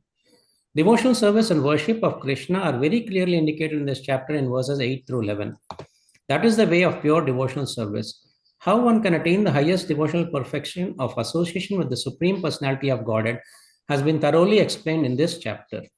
Srila Baladeva Vidyabhushana, a great acharya in disciplic succession from Krishna, concludes his commentary on this chapter by saying, Yat Shakti Leshat Suryadya Bhavanti Atya Ugra Tejashaha Yat Amshena Dritham Vishwam Sa Krishno Dashame Archate.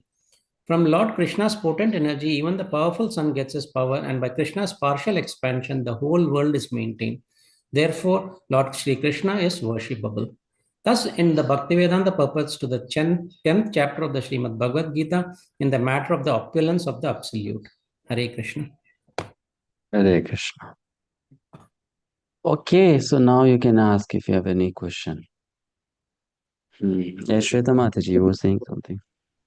It was told in last few verses that Krishna didn't leave Vrindavan. So that means expansion of Krishna, Balram is all where. That means in Dwarka, Balram is there or Krishna is there. Means I didn't understand this. And in Mathura, Krishna went or Balram went. Both So, went. but Both Krishna went. didn't. But Krishna didn't leave Vrindavan. When it says Krishna didn't leave Vrindavan, then that refers to Shamasundar Krishna. There are different manifestations of Krishna, right? One is Shamasundar Krishna, one is Dwarkadhish Krishna. So Dwarkadhish Krishna, he left. Shamasundar Krishna, he didn't leave. He stayed behind. Okay. And second question is, why Gayatri Mantra is given in second initiation? Means, like How in is it iskcon, related to what we are discussing today? no, Gayatri Mantra came now. Like that, okay. So why is it given second? Because you need to become a little qualified for it. And initially, one may not be qualified for it. That's why it's not given in the first initiation.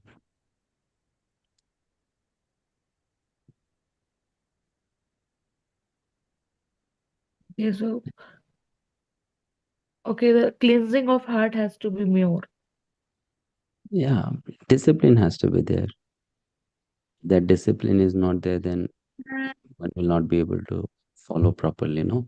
Because Gayatri has one very important rule. There is a time at which you should do your Gayatri. Now, people, they are so indisciplined in life, they don't even keep a track of time. So then they will easily miss to do it at that time. It's not like chanting Hare Krishna. Na? You can chant during the day anytime, no problem. You can chant at night 12 o'clock also if you have not completed your japa. But Gayatri is not like that. So if people are not disciplined, they will easily forget to do it. So therefore, some discipline has to be there. Okay, thank you. Thank you. Prabhu. Prabhuji, any Leela showing Krishna's renunciation? Any Leela of Krishna's renunciation. Yes. Leela of Shri Chaitanya Mahaprabhu.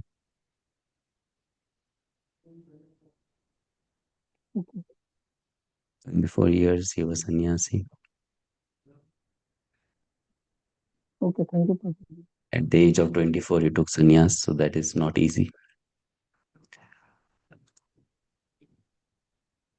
I mean, for him, it's easy.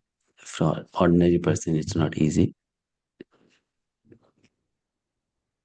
So that is renunciation. Prabhuji, you also took sannyas at the age of 18. I did not take sannyas.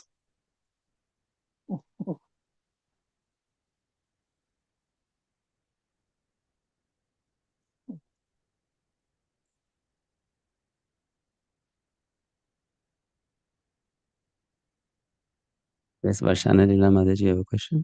Yes, Prabhuji, I have some. Prabhuji, this verse 36 purport it is saying among the enterprising and industrious is the most enterprising and most industrious. Just to know that, like how one these days are more passionate to create more industries or enterprising. Does it mean that, or what does it exactly means? Enterprising basically means to, manage something in an extraordinary way. That's called enterprising. So Krishna is also very enterprising in the sense that when you study Mahabharata, when you read Mahabharata, and then you see Krishna in how wonderful way he orchestrated the entire battle to happen, and then so he's enterprising in that way. And he was managing his own kingdom also in such a nice manner. Okay. Isn't it? Like overnight he shifted the entire city from Mathura to Dwarka. So that is quite enterprising. Yes, thank you, Prabhuji. The applicability of the word. Otherwise, we also take months to shift from one house to another house, right? Yeah. But Krishna, overnight, he just shifted from one city to another city. And next day, it's not that they went to a new place, so there was no house, there was no bed, there was no food. So he's enterprising in that sense, not in the sense of industries and all that. Thank you, Chintu. The other thing is probably, isn't Maya also Krishna's, both the Mayas, the Yog Maya and Mahamaya, Krishna's energy? Yes, both are So, Krishna's. so Prabhuji, when we say whatever existence is not found on the energy of Krishna is called Maya, then That Maya remains illusion. To think like that something can exist independently of Krishna. Okay. That is Maya. When we again, same thing, when we come across the word Maya, we should know it is talking about Krishna's energy, it is talking about Krishna's mercy, it is talking about illusion, because the same word can refer to different things. So here Maya refers to illusion. Here it is not talking about energy. Okay. And just probably last question. As with Mataji, Shweta Mataji were discussing that Sham Sundar Krishna has never left Vrindavan. So just a question. So we also hear stories about the leelas of separation of gopis and Radharani from Krishna. So I just wanted to know, parallelly two things were happening where Krishna in the Sham Sundar form was also there in Vrindavan, and then we have this separation leela also with the gopis. No, so when it is said Krishna doesn't leave Vrindavan, that means he doesn't leave Vrindavan as Samsundar Krishna. But when he actually left for Mathura, he unmanifested himself from Vrindavan pastimes. So he was in Vrindavan as Samsundar Krishna, but he was unmanifested. Because he was unmanifested, the gopis were feeling separation. So like a silent observer, he was observing everything. He was there, but yeah, as a physical He was there. He was there definitely, because that's where he is always. But he externally withdrew himself. So he was not inside. Because he was not inside, so they were feeling the separation.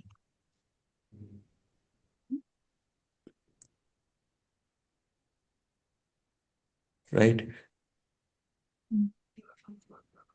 But he was always there.